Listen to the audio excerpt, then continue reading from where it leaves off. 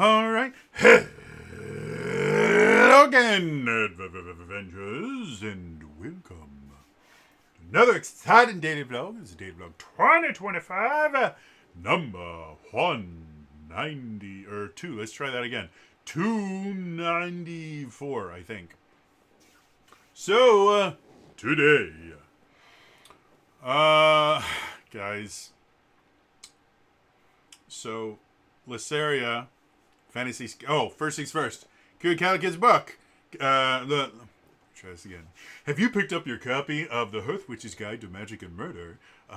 Book 1 of the Hemlock Saga by USA Today best-selling author Kiri Calican. Links to pick it up are in the description down below. And just FYI, I am not sponsored by Kiri in any way, shape, or form. I get nothing out of this except my friend gets to have more of her books sold. So, all right. So, back to what I was talking about, guys. Lysaria, the Fantasy Kingdom sim, came out. It's so much fun, and I can't explain what. Like, on paper, it sounds like a dumb idea for a game. Oh, it's a real-time strategy game where you can't actually strategize anything. You can't control any of your units. All you can do is recruit them and then pray they don't do stupid shit, which they do constantly. But it's so good, guys. Genuinely, it's so much fun. Like, so, in the original Majesty, which this game is a spiritual successor to, and is spiritually successive. Like, it reminds me so much of Majesty, but better. They even got a guy to mimic, because in Majesty, there was this advisor dude that was basically the narrator for everything. And I don't know if they got the same voice actor or just someone that was really good at imitating that voice, but it sounds almost identical. And I love it. So, in the original Majesty, you had... the way the game works is you start off with just a castle and a little bit of money that you use to build these guilds. Once you build the guilds, the way that you make money is each guild can recruit heroes that will go off and do stuff like killing monsters or exploring places or, finding chests and stuff like that. Then they'll bring some of that money back to their guild hall, and then these tax collectors come and get that. And then you can also get buildings like a blacksmith where adventurers can go and spend their money there to upgrade their weapons. And then, again, the tax collectors come and they get that, and then the money comes back to you, and that's how it works. And it's a lot of fun. I really, really enjoy it. But as you get further in the game, you start having these guild halls that become exclusive. They have these ones that they kind of worship the sun, and so they're kind of light-oriented. And if you take them, you can't take the Necromancer Death Knight people. Then there's other ones where, like, if you invite dwarves, because you have allied races that you can invite into, and they get their own heroes that you can recruit. So if you invite dwarves, you can't invite elves because they don't like each other, and things like that. And so the whole point of the game is you just place these guilds around, and then you put little flags in places saying, if you kill this thing, you'll get this much money.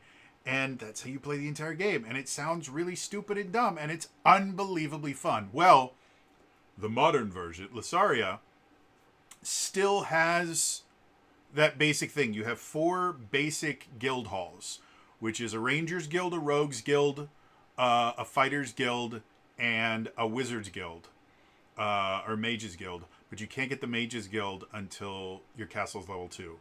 So you have your classic things. And then, as you play through the campaign, you start unlocking new guilds. Like, you have faction guilds. And there are 3 kind of collections of factions. You have people that follow the light, people that follow the dark, and then neutral. And if you, like the light people, you have healers, you have paladins, and their super special unit you can get is an angel. The dark people, you get effectively death knights, succubi, and you can summon a demon. And I haven't actually unlocked the neutral one, but I know at least one of them is monks. So I'm probably going to be using the neutral one constantly because monks. So you have that. But then in addition to that, you have allied races that you could get. Some of them get along and some of them definitely don't get along.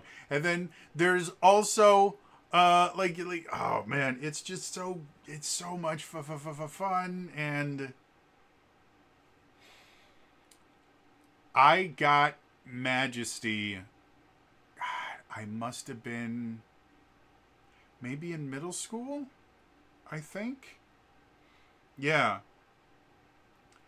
And I just have so much nostalgia for that game because it was either middle school or high school, and either way, I really didn't get myself many things when I was growing up. Like the vast majority of my childhood, I did not have an allowance. There was a brief period of time where I actually got an allowance. It couldn't have been more than maybe 3 or 4 years. And effectively what happened was my my dad lost his job, and then we just nope, no more allowances anymore. For me, I think my brother still got to keep his allowance, but I wasn't allowed to have an allowance anymore. And then again, we were poor my entire life, and so we didn't have money for allowances and stuff like that. So the only time I got anything for me is either I had to kind of ask my parents for that. And here's a fun fact, kids. When you're poor, your kids know, and they also know how bad you feel that you can't give them everything that they want. They know. And so they will kind of self-censor with the idea of, well, I don't really need things. I've got the best daddy in the world. I don't need, Power Rangers or Megazords or anything.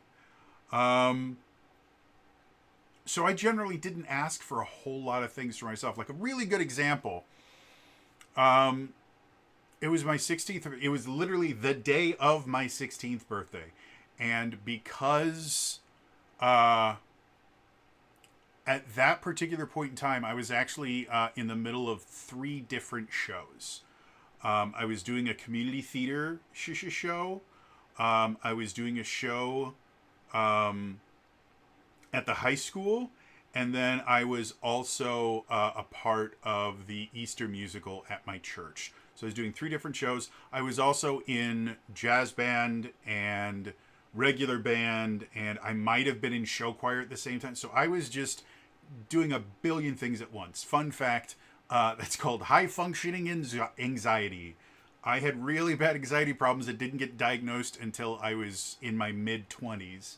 And the way that I dealt with my anxiety when I was younger is I just never stopped doing things. I was just always doing something. So anyway, it's my 16th birthday, and we are actually out shopping. Like the whole family went shopping, and we stopped at Big and Tall. If you've never heard of Big and Tall is named poorly because it's you would think if you're big and or tall, you can get clothing there. That's what they were. They were a plus-sized clothing store. However, this is not how it worked. It should have been named Big or Tall because they had clothes for very tall people like me, and they had clothes for very large people like my father and me too. However, they did not have clothes for very tall, large people like me.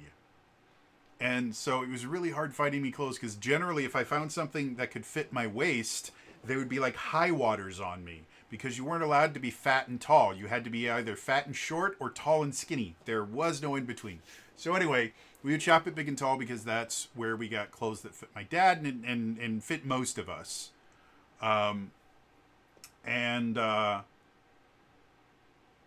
we were there, another fun fact. When I was younger, and I still kind of do this every so often now, I was so terrified of being rejected by people just in general that on my birthday, I would do everything I could to not mention it, not say anything. Like I would not let anybody know it was my birthday. And the way in my brain the way that it worked was, well, if I don't tell anybody and I'm super super secretive about it, then if nobody wishes me a happy birthday, it's not because they forgot or that they don't care. The reason that they didn't wish me a happy birthday was because I was super sneaky. And so that's how I did it. I would never tell, and I would do everything I can to be as low key as physically possible on my birthday. Well, I was 16, and so we're out shopping, and I found this shirt. I still have the shirt. I don't know where it is. It might be in a box somewhere from when we moved, but I still have this shirt somewhere. I haven't gotten rid of it. It was a Hawaiian shirt, but it was a really cool one. It was made out of, like, I don't know, like something very soft. It was really kind of soft, shiny material, probably synthetic. Like, I'll almost guarantee it was synthetic. But it was a nice shirt, and it was all these different colors of blue. I actually had a friend a few years later made a joke about it because it was blue in all these different kind of shades, and it looked almost not really camouflage, but it had like bubbles and stuff like that. A friend of mine, and every so often there'd be a little spot of red, and a friend of mine said, "Oh, I always, I always thought of that as your heat vision shirt." And I go, "What?" He's like, "Yeah, heat vision, because in heat vision, anything hot shows up red, and you're not hot, so that's why it's all blue." With friends like that, I thought it was really funny, to be perfectly honest. But so anyway, I find this shirt, and I'm like, this would be really cool. And normally, what would happen on your birthday in my family was you got to choose what dinner was that night, whether it was them making a special dinner for you or you going out to eat at a certain place. Like, that always happened. And then, like most people, you would get gifts. I didn't really have birthday parties. Like, I stopped having birthday parties when I was like 10 or 11. And so what I would get, I would just get a present or two. Again, poor. So I didn't get many presents. Well, we're out actively shopping for my father. And again, I never asked for things when we would go out shopping, partially because poor. And another thing was my parents hated it when, because you go, "Oh, can we have this? Can we have this?" So they kind of trained us not to do that. But we're out. I'm like, you know what? It's my birthday. I would like something nice, and I haven't gotten a present yet. So, yeah. And so I go up. I pick up the shirt, and it fits me. And I go up to, I think it was my mom. Can't remember if it was my mom or I think it was my mom. And I show her the shirt, and I said, "Hey, can I get this?" And she instantly goes into, "We are not here to shop for you. We're here to shop for your father. Go put it back." I said, "Well, yeah, I get that. I know that the reason that we're here is for Dad, but I mean, could this be my birthday present?" And my mom's, like, she just, like, brain stopped working for a second. She's just like, boom. Because my family had completely forgotten my birthday. And as soon as I mentioned, because again, I don't say things like that. I don't ask for things. And so as soon as I said that, it kind of clicked in my mom's head. Oh shit, it's his birthday. And to my mother's credits, she, like, it just took a second for the reboot to happen, like, boo-doo-doo, Jung. And as soon as the reboot happened, she's like, "Yes, of course, that could be your birthday present. Of course, that's why we're here. It was to get Dad something and to get you a birthday present. Absolutely." And so I got that. So anyway, I don't remember why I got onto this story, other than to say, yeah, like, I don't. Oh, that was why. So again, I didn't really ask for many things, and I wasn't able to really get myself many things. But Majesty, when I got it, it was cheap. Like, I think it couldn't have been more than 10 or 10 or 20 bucks. So it wasn't an exorbitantly expensive game. But it was one of the few things that I was able to get for me. And so that made it very, very precious, and I played the shit out of it. I wasn't any good at it. It wasn't until years later when I got it, after I had things like a job and I could buy things for myself. I got it on GOG and I started playing it again, and I realized just how bad I was at it back then and how much better I was now. But yeah, so I mean, it was this really, really special thing for me because it was my game that I got for me. And I spent so much time playing this game. I played a lot of the same missions over and over again, the easier ones, because again, I wasn't very good at it. But I just loved playing it so much. And so this new Lasaria game is just, it is hitting me in a nostalgia place that I was not expecting. And it just, the entire time I'm playing it, I am grinning ear to ear. And yeah, so that's what I've been doing. That and more Legion Remix this is stuff, because they just unlocked more stuff that you can do in Legion Remix, and I really, really am having fun with Legion Remix. My goal right now is I want to see if I can go through all 12 class order hall mission things, like the whole campaigns for each class order hall. Because I've never done that. I've never played some of the classes. I've just never played, or I haven't played in like a decade.